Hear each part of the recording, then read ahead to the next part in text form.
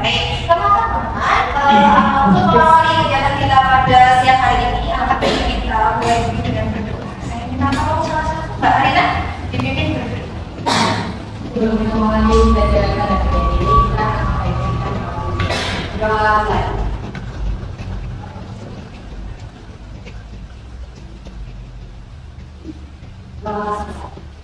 Teman muslim, teman-teman biasanya yang dikenal itu siapa? Jalan Ekonomi, Ibnu Sina. Sebelumnya banyak sekali ilmuwan muslim. Ada atas Ibnu Firnas, ada Al-Bibli, ada Al-Kindi. Itu juga nama-nama ilmuwan muslim. Maksudnya apa? Di sini saya ingin menunjukkan bahwa kita sebagai seorang muslimin itu juga jangan mau kalah dengan ilmuwan-ilmuwan dari barat. Mungkin yang sering kenal siapa? Kalau di kita menyebutkan ilmuwan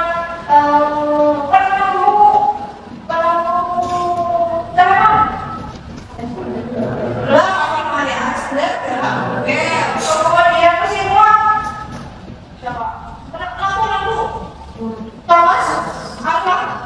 Yang bisa untuk ilmuwan muslim juga.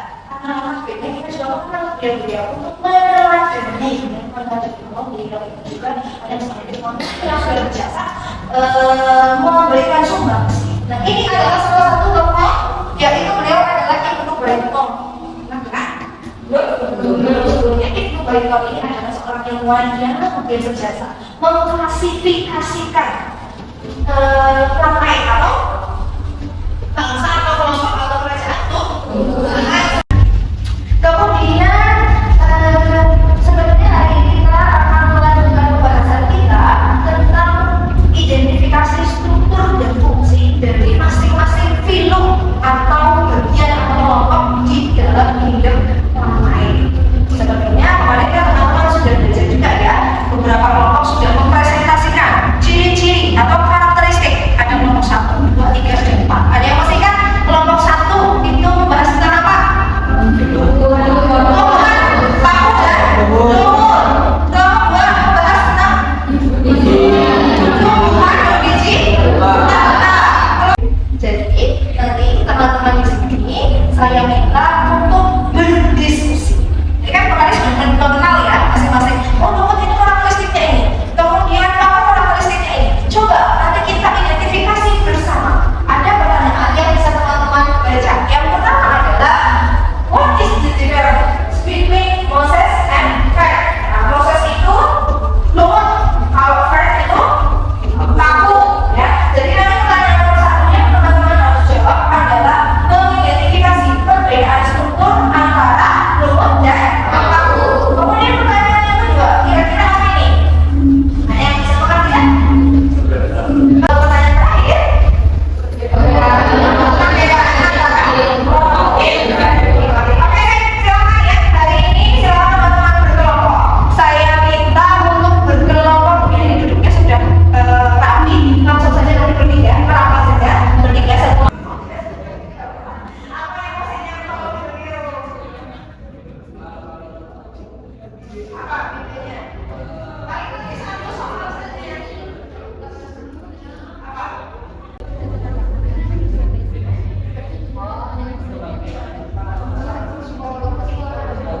Oke, baik. Saya rasa diskusinya cukup. Ya, kita bahas ya. Teman-teman pertanyaan dari pertanyaan nomor 1, siapa yang mau menjawab pertanyaan nomor 1? Oke, di bawah ini ada semangat sekali. Pertanyaan nomor 1, Mbak Aina. Tidak, lumut sama tumbuhan paku itu kalau lumut itu tidak berbulu. Tidak berbulu. Kalau yang paku berbulu. Oh, maksudnya gimana itu, Mbak? Kalau Pembuluh itu apa sih, Mbak? pembulu itu ada batang. Ada batangnya nampak? Jelas. Jelas. Kalau yang berarti yang punya batang tampak jelas itu lumut atau paku? Paku. Oke, kelompok yang lain. Kalau punya jawaban yang berbeda mungkin? Sama? Bedanya hanya itu saja? Oke, sebetulnya ada salah satu hal yang membedakan juga antara lumut dan paku adalah pada fase yang dominan dalam hidupnya. Kalau tumbuhan lumut yang lebih dominan adalah fase gametofit. Fase gametofit. Kalau di tumbuhan lumut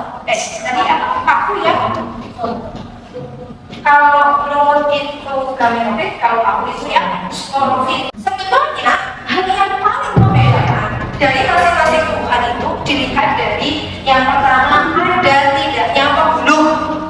Yang punya pembuluh siapa? Paku. Dan tumbuhan berbiji semuanya punya pembuluh, alias yang tidak punya pembuluh berarti hanya tumbuhan lumut. Tumbuhan itu bisa diklasifikasikan atau dikelompokkan berdasarkan ada tidaknya pembuluh. Kemudian bagaimana cara dia bereproduksi, menggunakan spora atau menggunakan biji. Kemudian dari biji sendiri nanti ada juga dibedakan apakah itu punya bunga dan buah. Ya, bunga yang nantinya akan menjadi buah. Nanti kita lihat bersama-sama mulai dari meresap ya.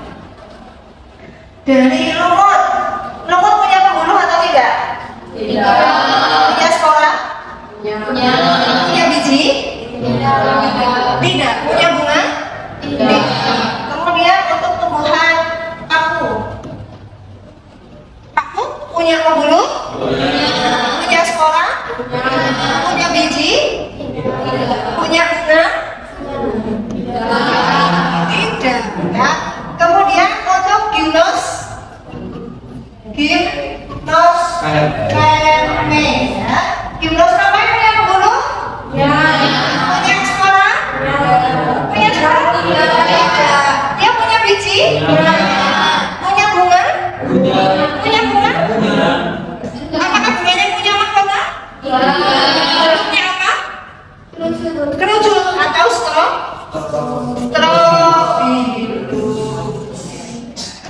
Yang terakhir, alios pemene. Ciri-cirinya sejajar itu gimana maksudnya? Ada tulang daunnya. Tulang daunnya? Tulang daunnya kalau sejajarnya yang tulang daunnya itu garis-garis yang ada di dalam sini. Jadi bukan antara daun ini dan daun yang lain, tetapi di dalam satu daun ini ada tulang daun ya. Garisnya seperti ini. Coba perhatikan tulang daunnya.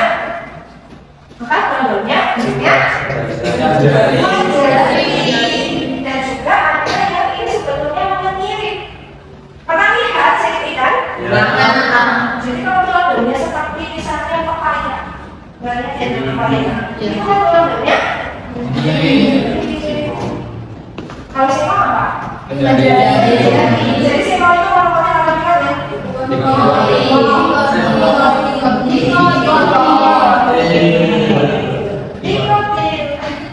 Yang monokotil itu siapa? Keluarga padi, jagung, tebu, kemudian gandum, kemudian ada apa namanya itu? Pinang, kelapa, pinang. Ya itu monokotil. Kalau yang berjangka berarti umumnya adalah tumbuhan di ya bisa jadi sudah belajar lantai di pertemuan yang lalu online yang dijelaskan sama Ustaz dari apa, maka saya akan cek kosakata yang berkaitan dengan lantai. Satu-satu nanti saya akan menyebutkan ada yang sekali kosakata ya, ada cara pembiakannya, ada strukturnya, yang kedua dengan Tuhan. Siap? Saya mulai dari mana ya? Mulai dari gang satu. Oke, berbeda dengan lantai. Kosakata berarti ada berbeda dengan lantai. Apa? Dikotil, Yasti, monokotil, strobilus.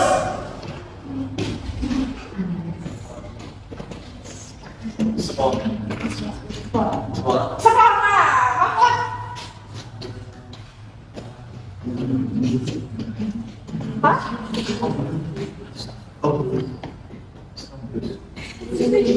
Satu, dua, tiga ya.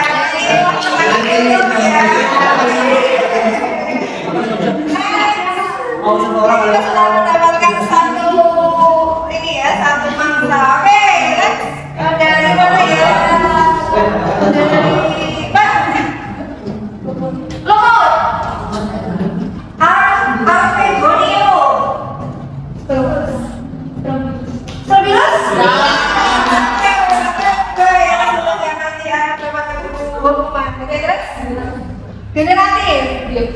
beliau kita. Ayo semua. Belum lagi bos memang. Oke, tentang mulai mengenal kosakata yang berkaitan dengan pantai. Saya harap kosakata tadi tidak hanya dihafal, tapi dipahami pak. Maksudnya apa itu? Gimnos termae. Yang namanya tadi itu yang mana? Gambarnya seperti apa? Oke, selanjutnya kita akan melakukan evaluasi. Silakan kartunya diisikan. Cara menggunakan kartunya masih sama dengan games kita atau quiz kita sebelumnya. Teman-teman cukup memberikan respon dengan menunjukkan kartu sesuai dengan pilihan jawaban yang menurut teman-teman benar. Oke, sudah siap? Siap ya. Oke, nomor 1. Perbedaan utama antara nemu dan kamu adalah perbedaan ya. Ingat ya, perbedaan.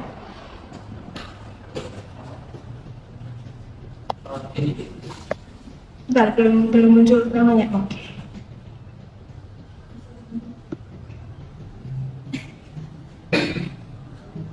Untuk nomor 1, ini menurut teman-teman jawabannya apa ini? Perbedaan utamanya pada kita lihat grade-nya. Ini yang jawab dulu ada 14 orang. Mana itu? B.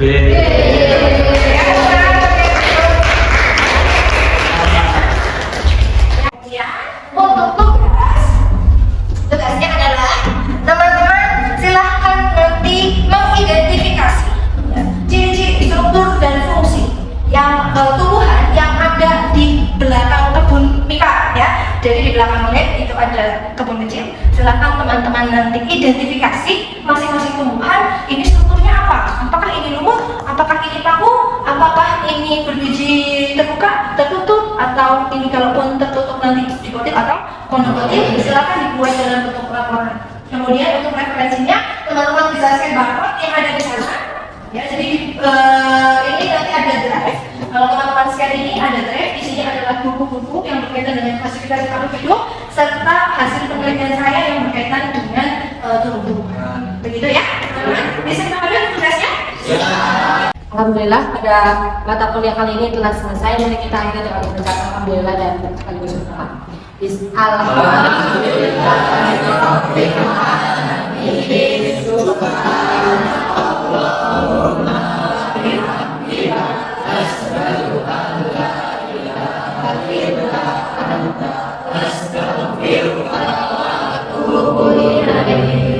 kasih atas semangatnya hari ini. Jaga kesehatan ya teman-teman. Mohon maaf atas segala kekurangan. Saya akhiri. Wassalamualaikum warahmatullahi wabarakatuh.